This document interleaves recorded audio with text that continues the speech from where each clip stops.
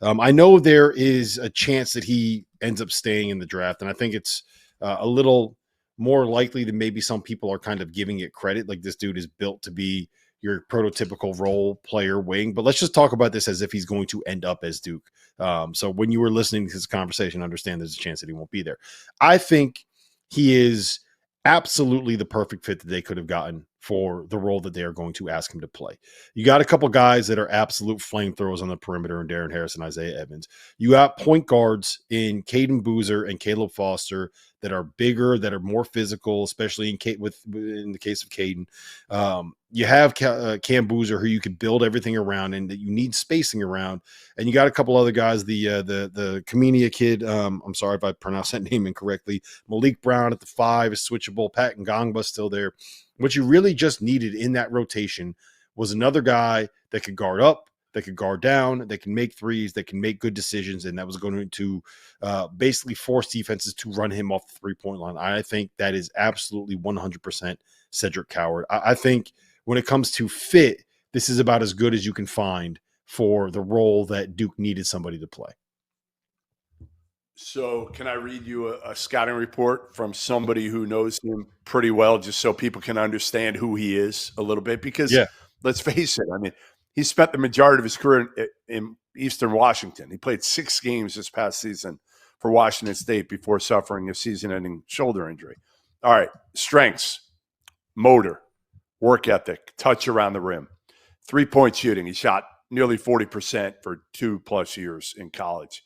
Unselfish, disciplined, length, mid-range game footwork.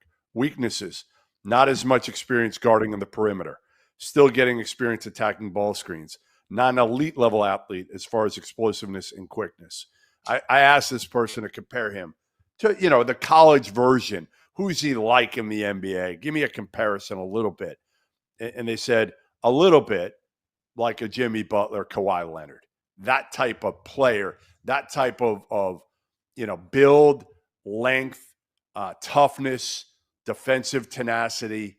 Obviously, Kawhi's become a great shooter. He certainly wasn't at San Diego State. Neither was Jimmy Butler, frankly, in college. So I think Coward's got him beat there from a pure shooting standpoint. But, I love the fact that the toughness, the ability to lock down. Obviously, he had a lot of confidence at that level. He's not going to be asked to play the same role, certainly at Duke, but can he be a lockdown defender? Can he be a guy who's a 3-and-D guy for the most part, but able to put the ball on the floor a little bit as well? Yeah, I think he absolutely can. And I don't know if you remember this. We were the head of the game when it comes to the Cedric Coward scouting and evaluation. He was on our broadcast when we did WCC Media Day when Washington State was out there. He was one of the guys that we interviewed. And I'll tell you this much. When I remember, like, when we talked to him, it was like, yeah, this kid's pretty confident for someone that's playing at Washington State, transferred from Eastern Washington. And I think that confidence is kind of, paid off. I believe he started playing at a D3 college. And I love to see guys that are D3 products making their way to the next level. You mentioned playing a role. I think we talked about this a lot last year with Duke. I think that what Jon Scheyer is trying to build and the way that he's trying to build this program is in the image of what NBA teams are right now, where you have one kind of go-to guy, the go-to scorer, and then a bunch of guys around him that can do different things, that can shoot, that are switchable, that can allow you to be able to play the kind of defense that they played last year. And I think that that's what Cedric Coward fits in. It's part of the reason why, frankly, I think he's a guy that could end up getting himself a guaranteed contract, if not being a first-round pick, if he decides to keep his name in the draft, because he is the prototype of what you're looking for like a 3-and-D perimeter player.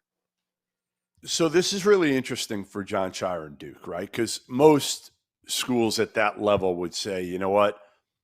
I don't know if we're going to take a guy like this unless you commit to us that you're going to withdraw from the draft. I'm not sure we're going to take you. We'll go get a guy that we know we're going to get.